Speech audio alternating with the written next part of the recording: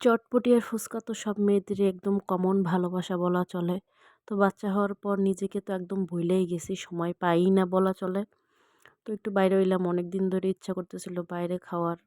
সময় হচ্ছিল না সবকিছু মিলায়ে। তো খাইতে বের হইছিলাম, একটু চটপটি নিলাম, ফুচকা নিলাম। আমার খাওয়া দেখে তো আমার ছেলে তাকাইছিল। তো ওকে আর কি খাওয়াবো, বাইরে কিছু যেহেতু দেই না। একটু কলা খাওয়াই দিছিলাম। সেইটাই ও খাইছে। তো আরো টুকিটাকি কাজ ছিল। ফোনের একটু গ্লাস চেঞ্জ করা দরকার ছিল, সেইটাও করলাম। বাসার জন্য কিছু জিনিসপত্র কিনলাম। একটা বলও কিনা লাগছে আমার ছেলের জেদের কারণে। ও বল ছাড়া দোকান থেকে আসবেই না, পরে বলটাও কিনছি। যাই হোক, এখানে একটা মগ নিছি, যেহেতু আমার ছেলে মগেই পানি খেতে খুব পছন্দ করে। স্টিলের একটা মগ নিলাম আর ২-১ টা বাটি নিছি। এগুলা লাগে আরকি। বাচ্চাদের ক্ষেত্রেও লাগে, যেহেতু এখন বড় হচ্ছে। এগুলাতে আমি খাবার সার্ভ করতে পারবো। আমাদের নিজেদের কাজেও লাগে। এইটা খুব ভাল লাগছে আমার কাছে, পিস টাইপের। এর থেকে একটু বড় খুঁজছিলাম কিন্তু পাইনি। আর এগুলো আমাদের ব্যবহারের জন্য।